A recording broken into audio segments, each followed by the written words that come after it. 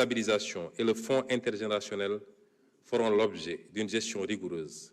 Nous veillerons concomitamment à prévenir et à réduire les impacts potentiellement négatifs de ce secteur sur l'environnement et sur le développement des autres secteurs de l'économie, notamment la pêche.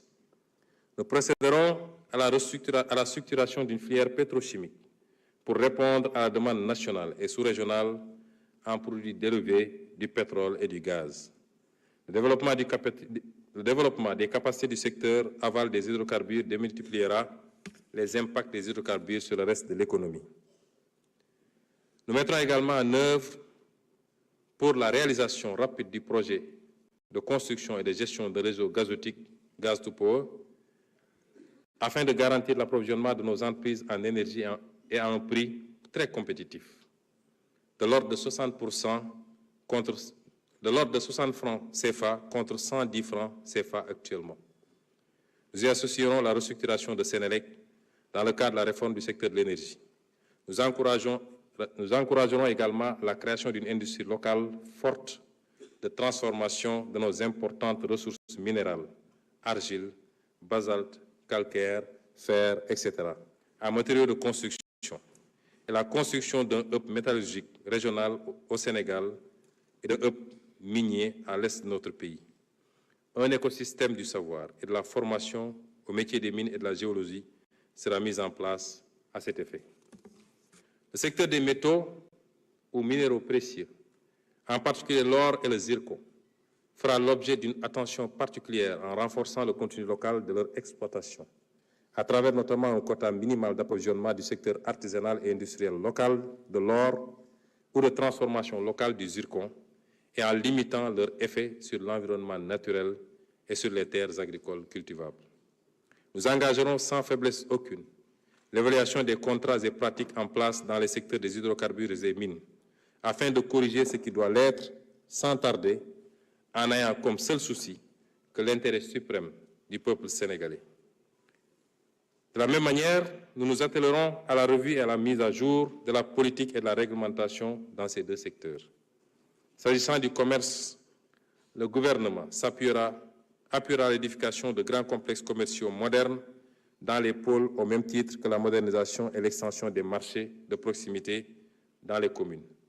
Le dialogue sera renforcé entre le gouvernement et les associations de commerçants pour faciliter l'accès de ces derniers aux informations à la fois sur les marchés étrangers et sur les produits disponibles auprès des industriels locaux.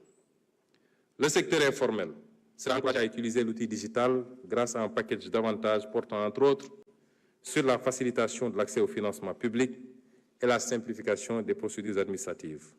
Dans un autre registre, le gouvernement s'activera à faire émerger des services à forte valeur ajoutée comme le tourisme et les services, les industries culturelles et créatives et les services numériques. Concernant le tourisme, les priorités consistent à améliorer l'accessibilité de la destination Sénégal en faisant de l'aéroport international Blaise Diagne un véritable hub aéroportuaire africain et la diversification de notre offre touristique.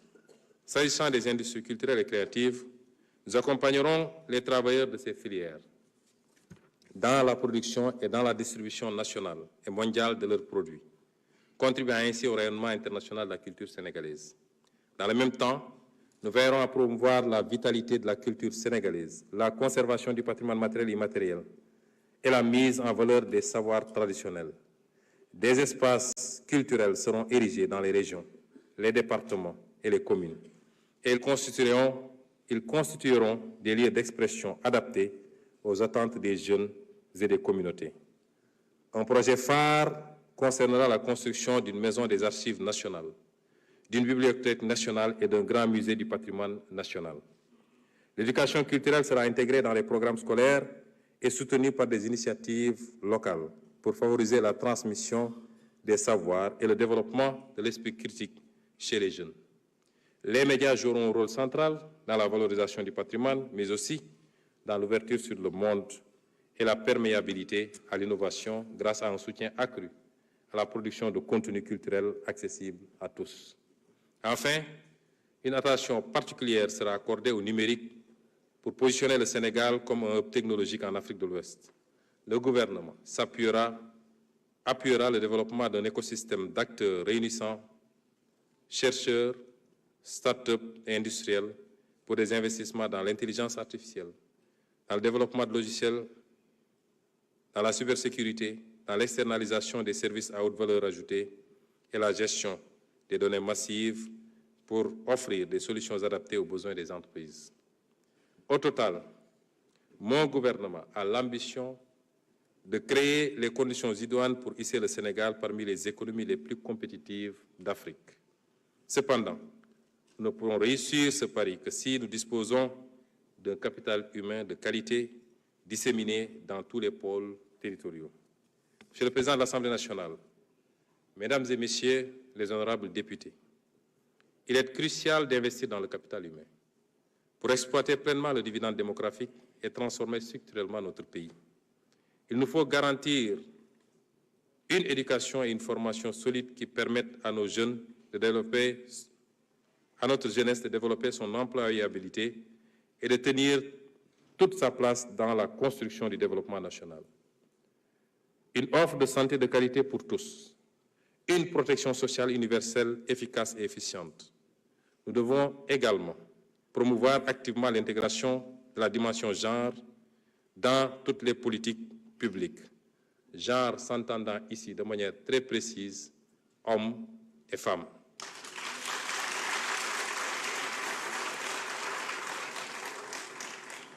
Pour assurer un accès équitable à tous les citoyens, hommes et femmes, à toutes les opportunités économiques et à tous les emplois disponibles.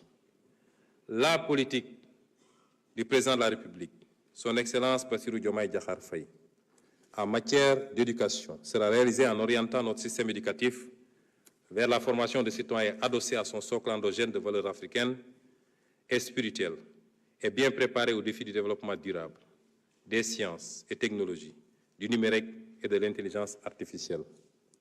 Le système éducatif que nous allons bâtir offrira à tout Sénégalais, quelle que soit sa situation sociale, les compétences générales et spécifiques lui permettant d'apporter sa contribution au développement de son pays. L'obligation scolaire, 10 ans, sera appliquée dans toute sa rigueur, avec pour ambition une réduction du taux de déperdition scolaire à 10% au maximum. Des passerelles diplômantes et des accompagnements sociaux renforcés seront introduits, en particulier pour les jeunes filles. La modernisation des infrastructures éducatives s'accompagnera d'un recrutement conséquent d'enseignants bien formés et bénéficiant continuellement de programmes de recyclage.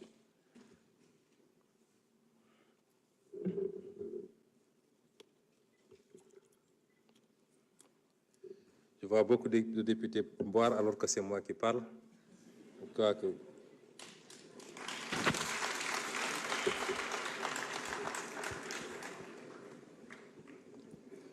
Les abris provisoires seront totalement éliminés d'ici 2029.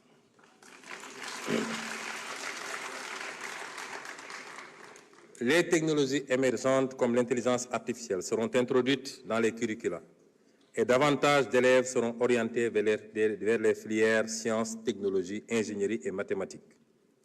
Le multilinguisme sera promu, d'une part grâce à la généralisation de l'enseignement de l'anglais à l'élémentaire et d'autre part par l'utilisation des langues nationales dans le système éducatif et de formation pour que tous nos enfants sachent lire et écrire dans au moins une langue nationale.